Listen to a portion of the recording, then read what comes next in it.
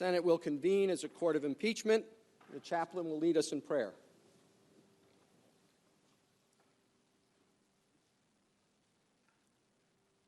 Let us pray. Sovereign God, author of liberty, we gather in this historic chamber for the solemn responsibility of these impeachment proceedings. Give wisdom to the distinguished Chief Justice John Roberts as he presides. Lord, you are all-powerful and know our thoughts before we form them. As our lawmakers have become jurors, remind them of your admonition in 1 Corinthians 10:31 that whatever they do should be done for your glory. Help them remember that patriots reside on both sides of the aisle, that words have consequences, and that how something is said can be as important as what is said. Give them a civility built upon integrity that brings consistency in their beliefs and actions. We pray in your powerful name. Amen.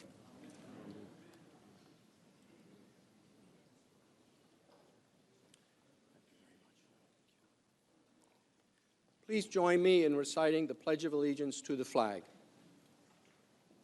I pledge allegiance to the flag of the United States of America and to the republic for which it stands, one nation, under God, indivisible, with liberty and justice for all. Would you please be seated?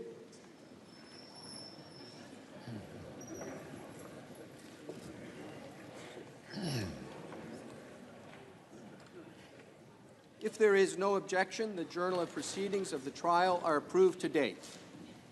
No objection, so ordered. The Sergeant-at-Arms will make the proclamation.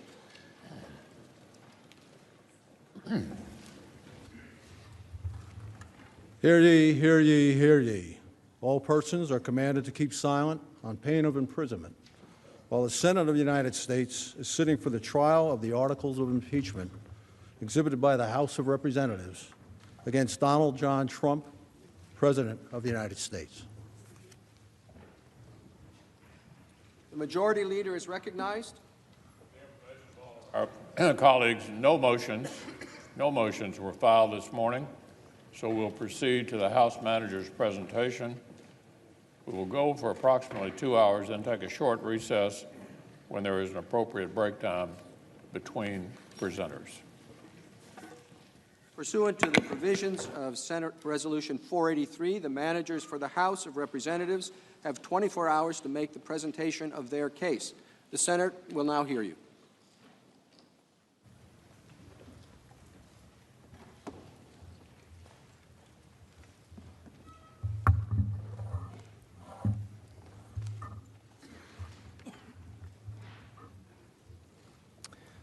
Mr. Chief Justice, Senators, Counsel for the President, and my fellow House managers, I want to begin by thanking you, Chief Justice, for a very long day, for the way you have presided over these proceedings. And I want to thank the senators also. We went well into the morning, as you know, until I believe around 2 in the morning. And you paid attention to every word and argument you heard from both sides in this impeachment trial, and I know we are both deeply grateful for that. It was an exhausting day for us, certainly, but we have adrenaline going through our veins, and for those that are required to sit and listen, it is a much more difficult task. And of course, we know our positions. You have the added difficulty of having to weigh the facts and the law. So I want to begin today by thanking you for the conduct of the proceedings yesterday and for inviting your patience as we go forward. We have some very long days yet to come. So let us begin. When a man, unprincipled in private life, desperate in his fortune, bold in his temper, possessed of considerable talents, having the advantage of military habits, despotic in his ordinary demeanor, known to have scoffed in private at the principles of liberty, when such a man is seen to mount the hobby horse of popularity, to join in the cry of danger to liberty, to take every opportunity of embarrassing the general government and bringing it under suspicion, to flatter and fall in with all the nonsense of the zealots of the day, it may justly be suspected that his object is to throw things into confusion, that he might ride the storm and direct the whirlwind.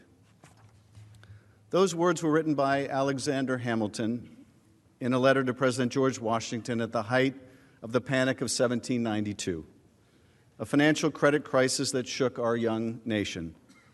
Hamilton was responding to sentiments relayed to Washington as he traveled the country that America, in the face of that crisis, might descend from a Republican form of government, plunging instead into that of monarchy.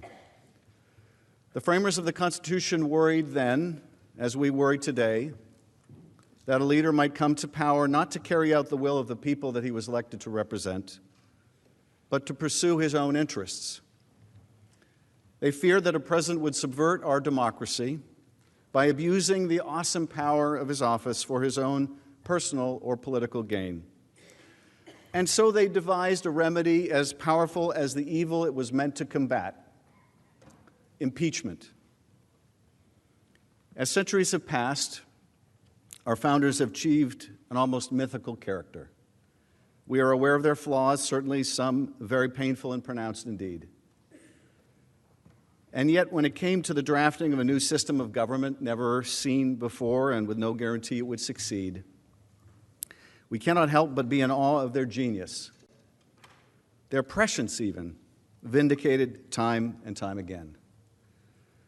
Still, and maybe because of their brilliance and the brilliance of their words, we find year after year it more difficult to imagine them as human beings. This is no less true of Alexander Hamilton, notwithstanding his recent return to celebrity. But they were human beings. They understood human frailties even as they exhibited them. They could appreciate, just as we can, how power can corrupt, and even as we struggle to understand how the framers might have responded to presidential misconduct of the kind and character that we are here to try, we should not imagine for one moment that they lacked basic common sense or refused to apply it ourselves.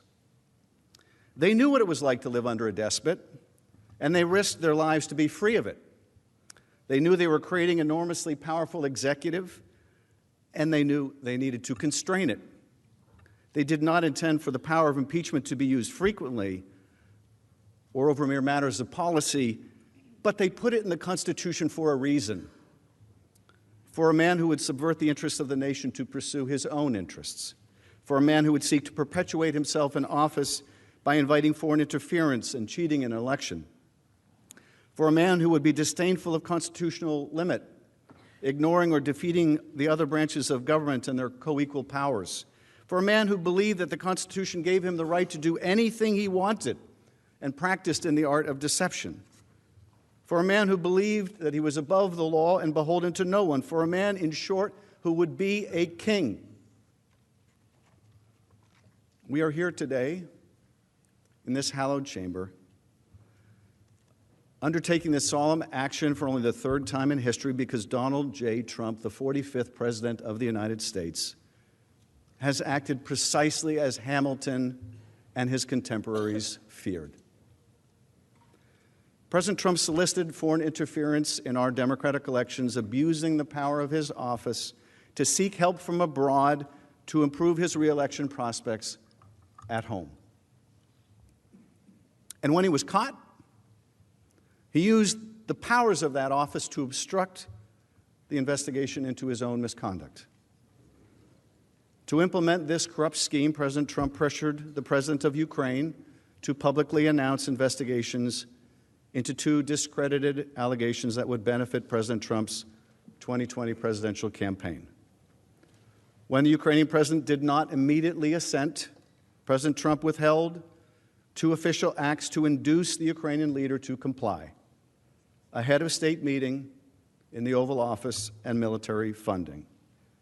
Both were of great consequence to Ukraine and to our national interest and security, but one looms largest. President Trump withheld hundreds of millions of dollars in military aid to a strategic partner at war with Russia to secure foreign help with his reelection. In other words, to cheat. In this way, the president used official state powers available only to him and unavailable to any political opponent to advantage himself in a democratic election. His scheme was undertaken for a simple but corrupt reason: to help him win re-election in 2020. But the effect of his scheme was to undermine our free and fair elections and to put our national security at risk. It was not even necessary that Ukraine undertake the political investigations the president was seeking. They merely had to announce them.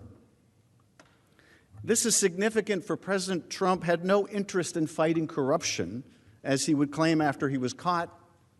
Rather, his interest was in furthering corruption by the announcement of investigations that were completely without merit. The first sham investigation that President Trump desired was into former Vice President Joe Biden, who had sought the removal of a corrupt Ukrainian prosecutor during the previous U.S. administration. The Vice President acted in accordance with U.S. official policy at the time and was supported unanimously by our European allies and key global financial institutions such as the International Monetary Fund that shared the concern over corruption. Despite this fact, in the course of this scheme, President Trump and his agents pressed the Ukrainian president to announce an investigation into the false claim that Vice President Biden wanted the corrupt prosecutor removed from power in order to stop an investigation into Burisma Holdings, a company on whose board Biden's son Hunter sat. This allegation is simply untrue, and it has been widely debunked by Ukrainian and American experts alike. That reality mattered not to President Trump. To him, the value in promoting a negative tale about former Vice President Biden, true or false, was its usefulness to his re-election campaign. It was a smear tactic against a political opponent that President Trump apparently feared. Remarkably, but predictably, Russia too has sought to support this effort to smear Mr. Biden, reportedly hacking into the Ukrainian energy company at the center of the president's disinformation campaign only last week. Russia almost certainly was looking for information related to the former vice president's son so that the Kremlin could also weaponize it against Mr. Biden, just like it did against Hillary Clinton in 2016 when Russia hacked and released emails from her presidential campaign. And President Trump has made it abundantly clear that he would like nothing more than to make use of such dirt against Mr. Biden, just as he made use of Secretary Clinton's hacked and released emails in his previous presidential campaign. Which brings us to the other sham investigation that President Trump demanded that the Ukrainian leader announce. This investigation was related to a debunked conspiracy theory alleging that Ukraine, not Russia, interfered in the 2016 presidential election. This narrative, propagated by the Russian intelligence services, contends that Ukraine sought to help Hillary Clinton and harm then-candidate Trump, and that a computer server providing this fiction is hidden somewhere in Ukraine. That is the so-called CrowdStrike conspiracy theory. This tale is also patently false, and remarkably, it is precisely the inverse of what the U.S. intelligence community's unanimous assessment was, that Russia interfered in the 2016 election in sweeping and systemic fashion in order to hurt Hillary Clinton and help Donald Trump. Nevertheless, the president evidently believed that a public announcement lending credence to these allegations by the Ukrainian president could assist his reelection by putting to rest any doubts Americans may have had over the legitimacy of his first election, even as he invited foreign interference in the next. To the degree that most Americans have followed the president's efforts to involve another foreign power in our election, they may be most familiar with his entreaty to the Ukrainian president on the now infamous July 25th call to do us a favor, though, and investigate Biden and the 2016 conspiracy theory. But that call was not the beginning of the story of the president's corrupt scheme, nor was it the end. Rather, it was merely part, although a significant part, of a months-long effort by President Trump and his allies and associates who applied significant and increasing pressure on Ukraine to announce these two politically motivated investigations. Key figures in the Trump administration were aware or directly involved or participated in the scheme. As we saw yesterday, one witness, a $1 million donor to the president's inaugural committee, put it this way: everyone was in the loop. After twice inviting Ukraine's new president to the White House without providing a specific date for the proposed visit, President Trump conditioned this coveted head of state meeting on the announcement of these sham investigations. For Ukraine's new and untested leader, an official meeting with the President of the United States in the Oval Office was critical. It would help bestow on him important domestic and international legitimacy as he sought to implement an ambitious anti-corruption platform. Actual and apparent support from the President of the United States would also strengthen his position as he sought to negotiate a peace agreement with Russia's President Vladimir Putin, seeking an end to Russia's illegal annexation and continued military occupation of parts of Ukraine.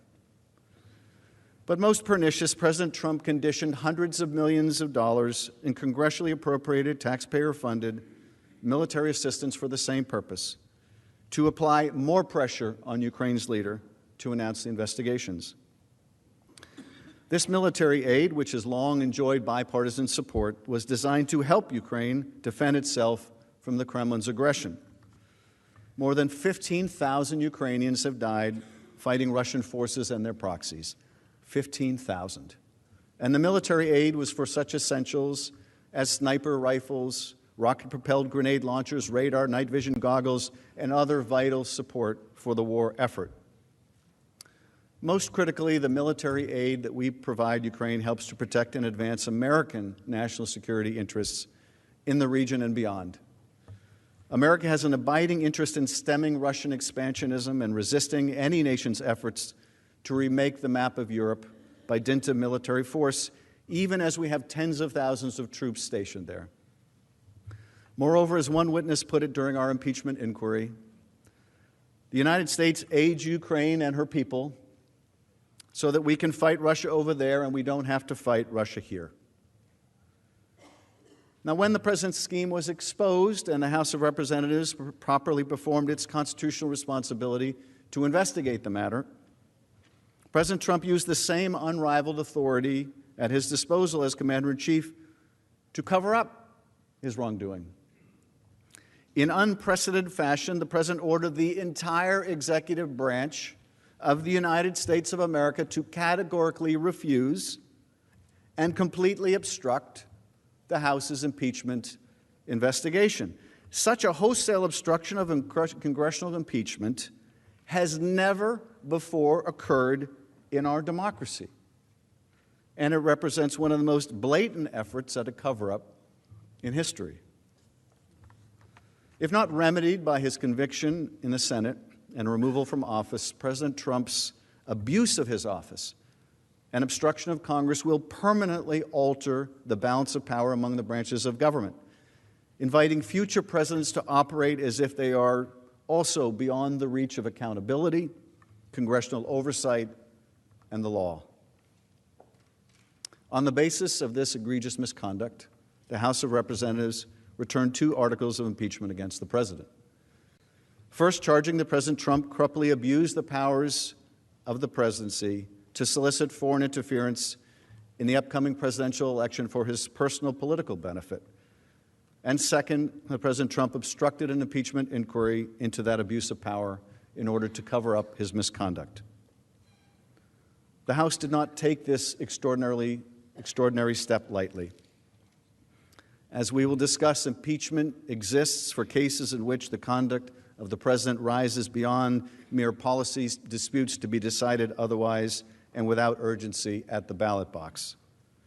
Instead, we are here today to consider a much more grave matter, and that is an attempt to use the powers of the presidency to cheat in an election. For precisely this reason, the president's misconduct cannot be decided at the ballot box, for we cannot be assured that the vote will be fairly won. In corruptly using his office to gain a political advantage, in abusing the powers of that office in such a way to jeopardize our national security and the integrity of our elections, in obstructing the investigation into his own wrongdoing, the president has shown that he believes that he's above the law and scornful of constraint. As we saw yesterday on the screen, that under Article 2, he can do anything he wants. Moreover, given the seriousness of the conduct at issue and its persistence, this matter cannot and must not be decided by the courts, which, apart from the presence of the Chief Justice here today, are given no role in impeachments in either the House or the Senate. Being drawn into litigation taking many months or years to complete would provide the president with an opportunity to continue his misconduct. He would remain secure in the knowledge that he may tie up the Congress in the courts indefinitely, as he has with Don McGahn, rendering the impeachment power effectively meaningless. We also took this step with the knowledge that this was not the first time the president solicited foreign interference in our elections. In 2016, then-candidate Trump implored Russia to hack his opponent's email account, something that the Russian military agency did only hours later. Only hours later. When the president said, "Hey, Russia, if you're listening," they were listening.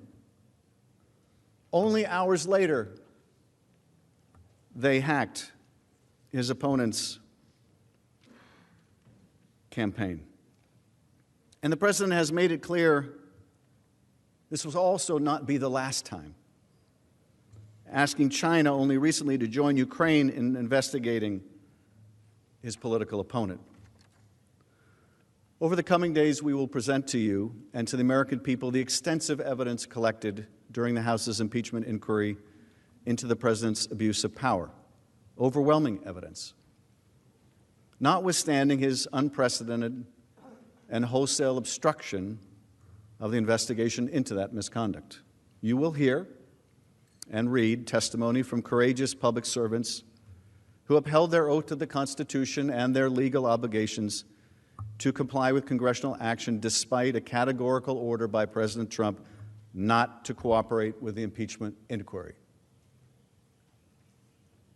These are courageous Americans who were told by the President of the United States not to cooperate, not to appear, not to testify, but who had the sense of duty to do so.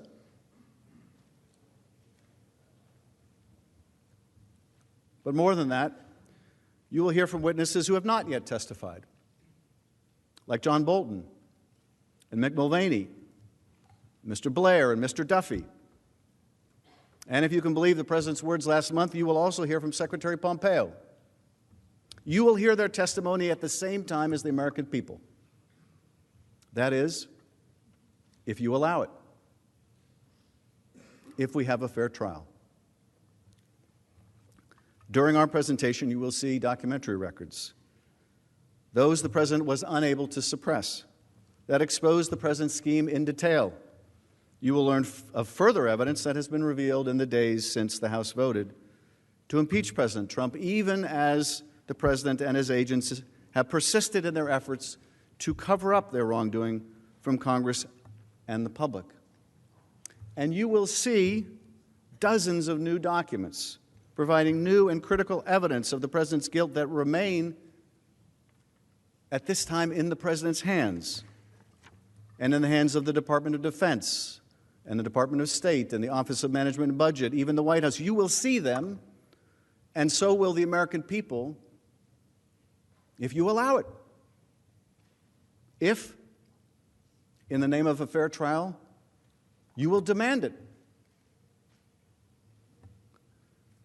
These are politically charged times. Tempers can run high, particularly where this president is concerned. But these are not unique times. Deep divisions and disagreements were hardly alien concepts to the framers. So they designed the impeachment power in such a way as to insulate it as best they could from the crush of partisan politics. The framers placed the question of removal before the United States Senate, a body able to rise above the fray, to soberly judge the president's conduct or misconduct for what it was, nothing more and nothing less. In Federalist 65, Hamilton wrote, "Where else than in the Senate could have been found a tribunal sufficiently dignified or sufficiently independent? What other body would be likely to feel confidence enough in its own situation to preserve, unawed and uninfluenced, the necessary impartiality between an individual accused and the representatives of the people, his accuser?" It is up to you to be the tribunal that Hamilton envisioned. It is up to you to show the American people and yourselves that his confidence and that of the other founders was rightly placed. The Constitution entrusts you to the responsibility of acting as impartial jurors, to hold a fair and thorough trial and to weigh the evidence before you, no matter what your party affiliation or your vote in the previous election or the next. Our duty is to the Constitution and to the rule of law. I recognize there will be times during the trial that you may long to return to the business of the Senate. The American people look forward to the same. But not before you decide what kind of democracy that you believe we ought to be, and what the American people have a right to expect in the conduct of their president. The House believes that an impartial juror, upon hearing the evidence that the managers will lay out in the coming days, will find that the Constitution demands the removal of Donald J. Trump from his office as President of the United States. But that will be for you to decide. With the weight of history upon you, and as President Kennedy once said, a good conscience your only sure reward. In drafting our Constitution, the framers designed a new and untested form of government. It would be based on free and fair elections to ensure that our political leaders would be chosen democratically and by citizens of our country alone. Having broken free from a king with unbridled authority who often placed his own interests above that of the people, the framers established a structure that would guarantee that the chief executive's power flowed only from his obligation to the people, rather than from a sovereign whose power was conferred on him by divine right. In this new architecture, no branch of government or individual would predominate over another. In this way, the founders ensured that their elected leaders and their president would use the powers of office only to undertake that which the people desired, and not for their personal aggrandizement or enrichment. What did those who rebelled and fought a revolution desire? No different than what we, the generations that have followed, desire. That no person, including and especially the president, would be above the law. Nothing could be more dangerous to a democracy than a commander-in-chief who believed that he could operate with impunity, free from accountability. Nothing, that is, except a Congress that is willing to let it be so. To ensure that no such threat could take root and subvert our fledgling democracy, the framers divided power among three co-equal branches of government: the executive, the legislative, and the judicial branches, so that ambition may be made to counter ambition. They provided for presidential elections every 4 years, and the framers required that the president swear an oath to faithfully execute the law and to preserve, protect, and defend the Constitution of the United States.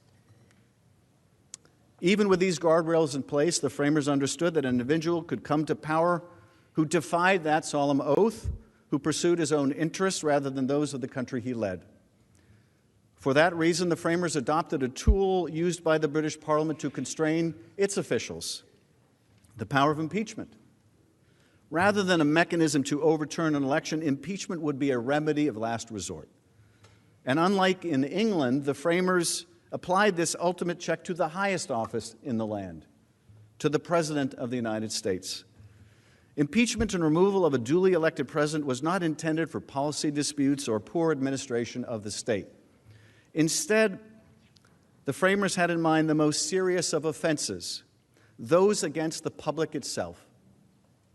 Hamilton explained that impeachment was not designed to cover only statutory or common law crimes, but instead crimes against the body politic. Hamilton wrote, "The subjects of its jurisdiction are those offenses which proceed from the misconduct of public men," or in other words, from the abuse or violation of some public trust. They are of a nature which may, with peculiar propriety, be denominated political, as they relate chiefly to injuries done immediately to society itself. In other words, impeachment would be confined to abuses of people's trust and to the society itself. This is precisely the abuse that has been undertaken by our current president when he withheld money and support for an ally at war to secure a political benefit. The punishment for those crimes would fit the political nature of the offense. As James Wilson, a delegate at the Constitutional Convention and a future Associate Justice of the Supreme Court, reasoned, impeachment are confined to political characters, to political crimes and misdemeanors, and to political punishments. That punishment, the framers determined, would be neither prison nor fines, but instead limited to removal from office and disqualification from holding future office. The framers chose to undertake impeachment for treason, bribery, or other high crimes and misdemeanors to underscore the requirement of an offense against society. In this phrase, high modifies both the crimes and the misdemeanors, in that both relate to a high injustice, a transgression committed against the people and to the public trust. The framers had two broad categories in mind: those actions that are facially permissible under the president's authority but are based on corrupt motives, such as seeking to obtain a personal benefit through public office, and those that far exceed the president's constitutional authority or violate the legal limits on that authority. In Article 1, we deal with the first evil, which the framers wish to guard against, that is, cases in which a president corruptly misused a power otherwise bestowed on him to secure a personal reward. Guarding against a president who undertakes official acts with the corrupt motive of helping himself is at the heart of the impeachment power.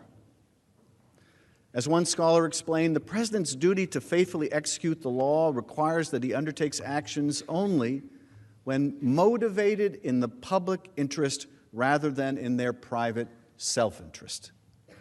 Efforts to withhold official acts for personal gain countermand the president's sacred oath and therefore constitute impeachable behavior as it was conceived of by the framers.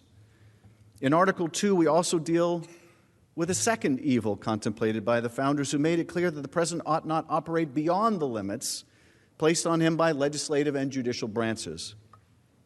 Impeachment was warranted for a president who usurped the power of the Constitution that was not granted to him, such as to defy Congress the right to determine the propriety, the scope, and the nature of an impeachment inquiry into his own misconduct.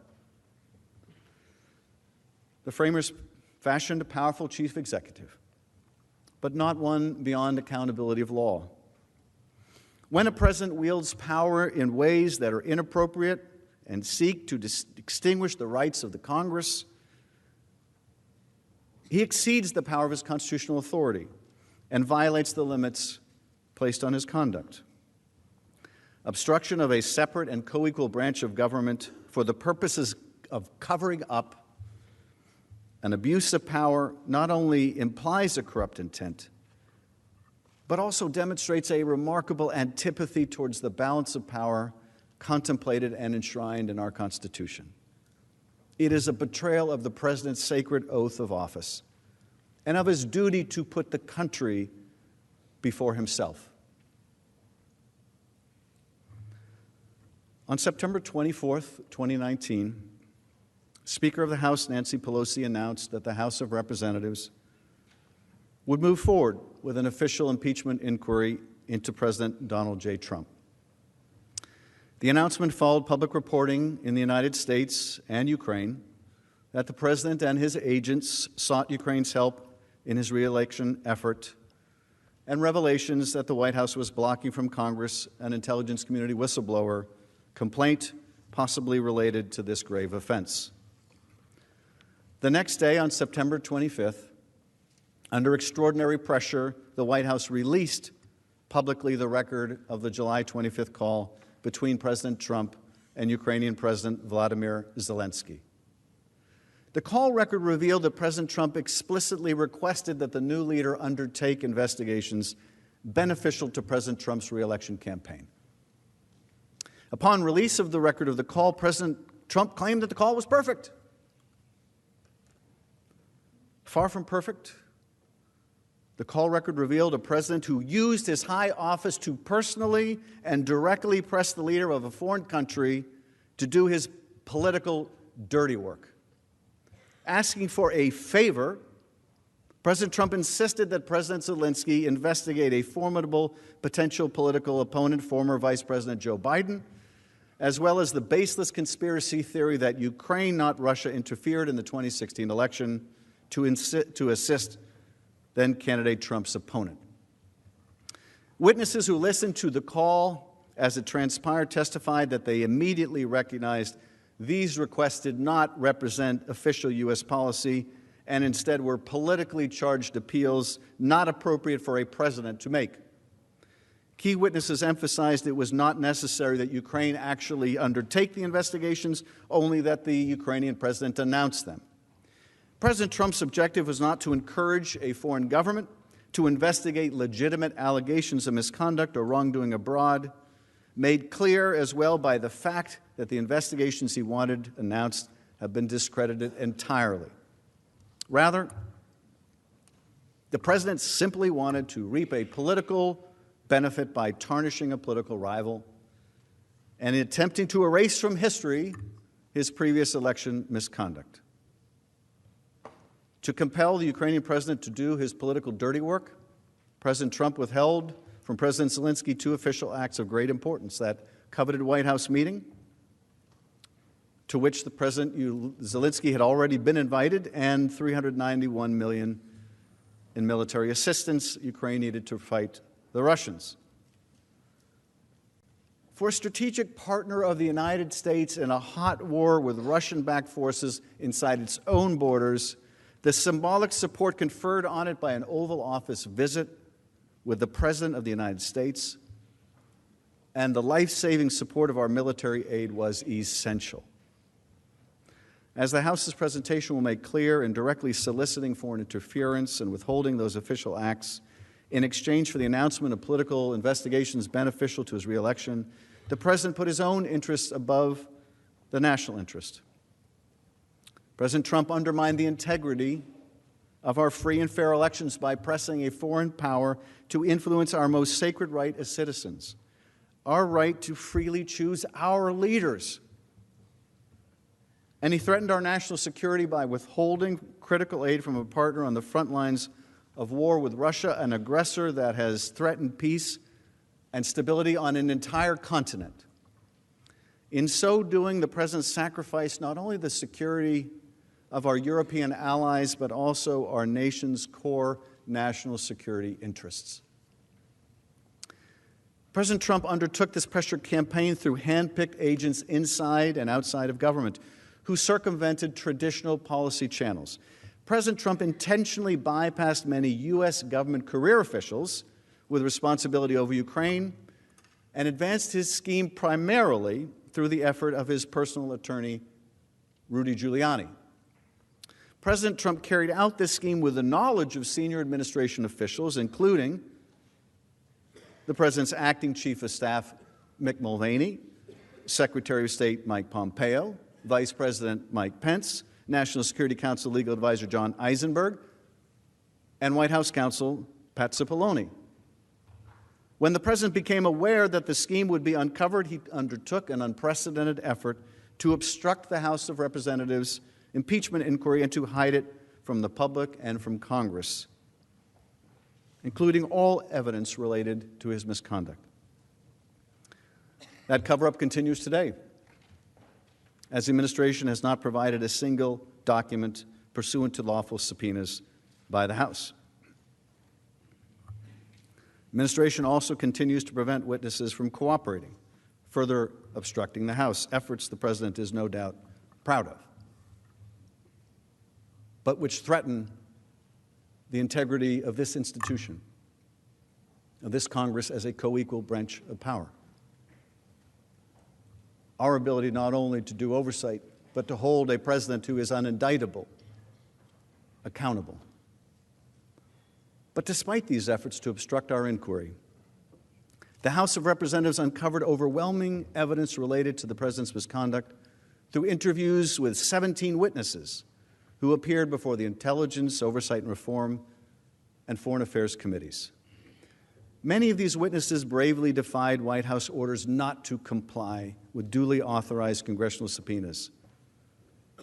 And were it not for them, were it not for Ambassador Marie Yovanovitch, who was the first through the breach, we may never have known of the President's scheme. I want you to imagine just for a minute what kind of courage that took. For Ambassador Yovanovitch, the subject of that vicious smear campaign, to risk her reputation and her career to stand up to the President of the United States, who's instructing her through his agents, you will not cooperate. You will not testify. You will tell them nothing.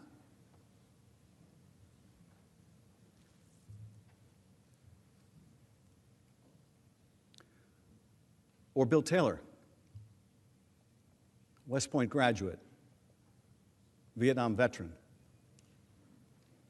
with a Bronze Star, and something he was even more proud of, the Combat Infantryman's Badge. He knows what courage is. He showed a different kind of courage in Vietnam, but he also showed courage, as did others, in coming forward in defying the President's order that he obstruct, to tell the American people what he knew.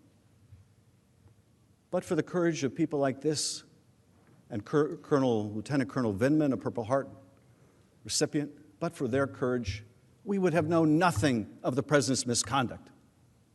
Nothing. When the President directs his ire towards these people, this is why. Because they showed the courage to come forward. Now, we held in the Intelligence Committee 7 open hearings with 12 fact witnesses. Separately, the Judiciary Committee held public hearings with constitutional law experts and counsel from the House Intelligence Committee as it sought to determine whether to draft and consider articles of impeachment. The House also collected text messages related to the President's scheme from a witness who provided limited personal communications. Since the conclusion of our inquiry, new evidence has continued to come to light through court-ordered releases of administration documents and public reporting, underscoring that there is significantly more evidence of the President's guilt, which he continues to block from Congress, including the Senate. Nevertheless, the documents and testimony that we were able to collect paints an overwhelming and damning picture of the President's efforts to use the powers of his office to corruptly solicit foreign help in his reelection campaign and withhold official acts and military aid to compel that support. Over the coming days, you will hear remarkably consistent evidence of President Trump's corrupt scheme and cover-up. When you focus on the evidence uncovered during the investigation, you will appreciate there is no serious dispute about the facts underlying the President's conduct. And this is why you will hear the President's lawyers make the astounding claim that you can't impeach a president for abusing the powers of his office, because they can't seriously contest that that is exactly what he did. And so they must go find a lawyer somewhere. Apparently, they could not go to their own Attorney General, who was just reported in a memo he wrote as part of the audition for Attorney General, which opined that a president can be impeached for abusing the public trust. Couldn't go to Bill Barr for that opinion. Couldn't go to even Jonathan Turley, their expert in the House, for that opinion. No, they had to go outside of these experts, outside of the constitutional law, to a criminal defense lawyer and professor. And why? Because they can't contest the facts. The president was the key player in the scheme. Everyone was in the loop. He directed the actions of his team. He personally asked a foreign government to investigate his opponent. These facts are not in dispute. Ultimately, the question for you is whether the president's undisputed actions require the removal of the 45th president of the United States from office, because he abused his office and the public trust by using his power for personal gain, by seeking illicit foreign assistance in his reelection and covering it up. Other than voting on whether to send our men and women to war, there is, I think, no greater responsibility before you than the one before you now. The oath that you've taken to impartially weigh the facts and evidence requires serious and objective consideration. Decisions that are about country, not party, about the Constitution, not politics, about what is right and what is wrong.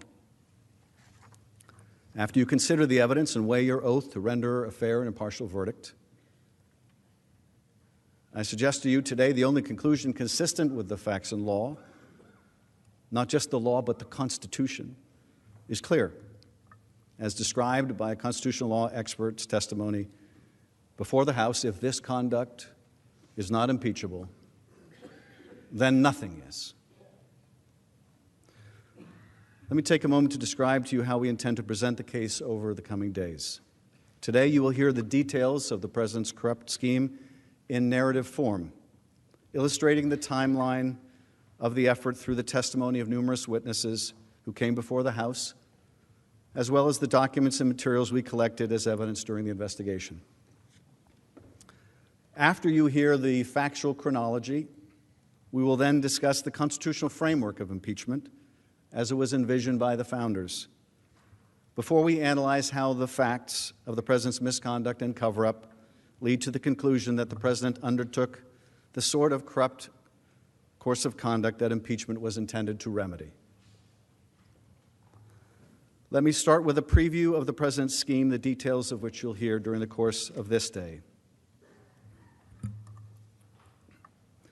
President Trump's months-long scheme to extract help in his 2020 reelection campaign from the new Ukrainian president involved an effort to solicit and then compel the new leader to announce political investigations.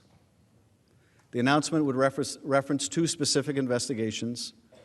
One was intended to undermine the unanimous consensus of our intelligence agencies, Congress, and Special Counsel Robert Mueller that Russia interfered in the 2016 election to help then-candidate Trump, and another to hurt the presidency of former Vice President Joe Biden. The Kremlin itself has been responsible for first propagating one of the two false narratives that the president desired. In February 2017, less than a month after the U.S. intelligence community released its assessment that Russia alone was responsible for a covert influence campaign designed to help President Trump win the 2016 election, President Putin said, "As we all know, during the presidential campaign in the United States, the Ukrainian government adopted a unilateral position in favor of one candidate. More than that, certain oligarchs, certainly with the approval of political leadership, funded this candidate, or female candidate to be more precise." Those were Putin's words, February 2nd, 2017. Of course, this is false and is part of a Russian counter-narrative that President Trump and some of his allies have adopted. Fiona Hill, Senior Director for Europe and Russia at the National Security Council, described Russia's effort to promote this baseless theory. Based on questions and statements I've heard, some of you on this committee appear to believe that Russia and its security services did not conduct a campaign against our country, and that perhaps, somehow, for some reason, Ukraine did. This is a fictional narrative that has been perpetrated and propagated by the Russian security services themselves. The unfortunate truth is that Russia was the foreign power that systematically attacked our democratic institutions in 2016. This is the public conclusion of our intelligence agencies, confirmed in bipartisan congressional reports. It is beyond dispute, even if some of the underlying details must remain classified. This, of course, was not the first time that President Trump embraced Russian activity and disinformation. On July 24 of last year, Special Counsel Robert Mueller testified before Congress that Russia interfered in the 2016 election in a, quote, sweeping and systemic fashion to benefit Donald Trump's political campaign. Mueller and his team found that, quote, the Russian government perceived that it would benefit from a Trump presidency and worked to secure that outcome. They also found that the Trump campaign expected it would benefit electorally from information stolen and released through Russian efforts. And just as he solicited help from Ukraine in 2019, in 2016, then candidate Trump also solicited help from Russia in his election effort. As you will recall, at a rally in Florida, he said the following. Russia, if you're listening, I hope you're able to find the 30,000 emails that are missing. I think you will probably be rewarded mightily by our press. Let's see if that happens. Following Special Counsel Mueller's testimony, during which he warned against future interference in our elections, did the president recognize the threat posed to our democracy and renounce Russian interference in our democracy? Did he choose to stand with his own intelligence agencies, both houses of Congress, and the special counsel's investigation in affirming that Russia interfered in our last election? He did not. Instead, only one day after special counsel Mueller testified before Congress, empowered in the belief that he had evaded accountability for making use of foreign support in our last election, President Trump was on the phone with the president of Ukraine, pressing him to intervene on President Trump's behalf in the next election. Let's take a moment to let that sink in. July 24th, Bob Mueller concludes a lengthy investigation. He comes before the Congress. He testifies that Russia systemically interfered in our election to help elect Donald Trump, that the campaign understood that, and they willfully made use of that help. July 24th, that's what happens. The very next day, he's on the phone, President Trump is on the phone with a different foreign power, this time Ukraine, trying to get Ukraine to interfere in the next election, the next day. That should tell us something. That should tell us something. He did not feel shamed by what the special counsel found. He did not feel deterred by what the special counsel found. He felt emboldened by escaping accountability. For the very next day, he's on the phone soliciting foreign interference again.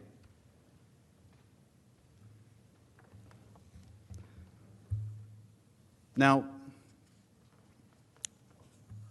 that July 25th phone call between President Trump and President Zelensky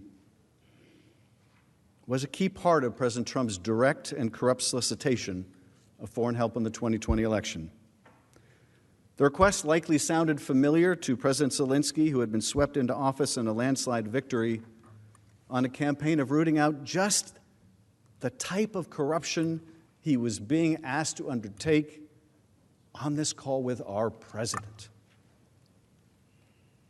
Zelensky campaigned as a reformer, as someone outside of politics who would come up and clean up corruption, who would end the political prosecutions, end the political investigations, and what is his most important and powerful patron asking him to do exactly what he campaigned against.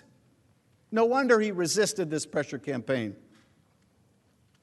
Now, President Trump had been provided talking points for discussion by the National Security Council staff beforehand, including recommendations to encourage President Zelensky to continue to promote anti-corruption reforms in Ukraine. So the National Security staff understood what was in the U.S. national security interests, and that was rooting out corruption.